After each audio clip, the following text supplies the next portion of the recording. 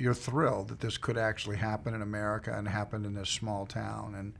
And so McFarland represents that small town, and Jim White represents the difference an individual can make that can go into a small community and suddenly have an impact that lasts forever and becomes generational.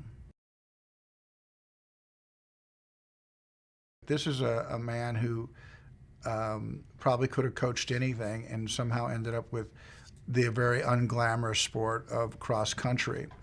But he sensed in these young guys this kind of natural endurance. He had to educate himself about what it was, and a little school, the little engine that could, became McFarland. And they didn't have all the trappings of success, didn't have the gym with the equipment, didn't have the shoes with the stripes, didn't have the shoes. And somehow the greatest thing about athletics is that playing field can get leveled. Doesn't matter what economic strata you come from. Can you run? Can you play? Can you compete? And these 7 boys on their journey into manhood, compete and set a standard in that town that's been followed by the rest of that community. Young people growing up want to be a part of the McFarland cross-country team. I lived in the Central Valley. I lived in a place called Visalia, and it was, I've told people before, it was my favorite year in high school, my junior year. I just loved the flatlands of the Central Valley, the fields. I found myself in them constantly, hunting and fishing in the mountains. So I loved the Central Valley. But McFarland, is a lot of migrant farm workers, that had to make a living, on the road, and suddenly this town just kind of grew up. And I can't speak to the absolute culture of it because you have to kind of be inside that. But I think our movie has attempted to portray that culture, and I think the people of McFarland have been very happy with it.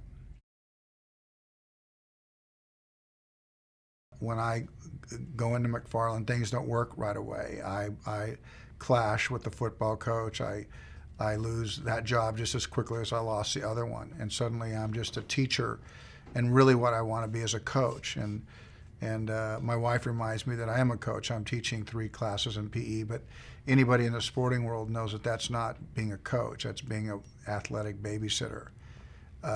It's when you coach a team, when you have the guys or young women who are all working towards, a goal of to have a winning season, to have a winning team.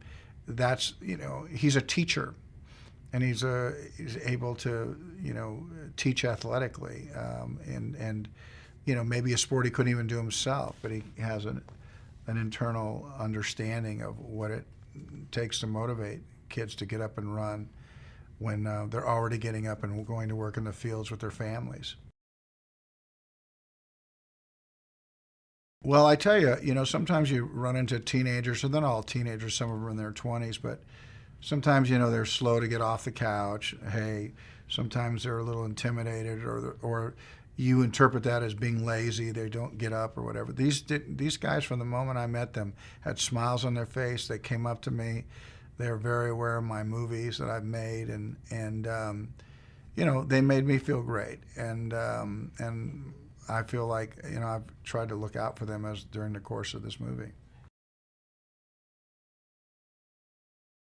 Just the notion of cross country means you're getting off the track. You're not dealing with a 360. You're dealing with trails that go left and right and up and down, and maybe across little streams of water. I mean, that's a more romantic view of it. But by definition, you're running in a more free way and for a longer distance than your average sprint.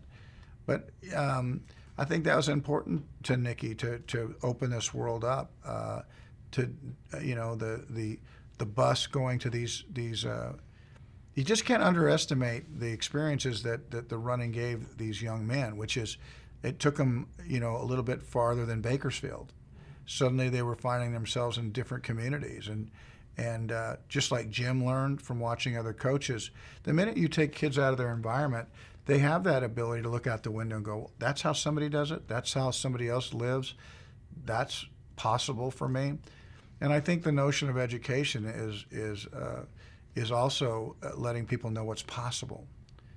And so the locations, are always a part of movie making, and I think that Nikki has made them a part of her movie, McFarLAND here.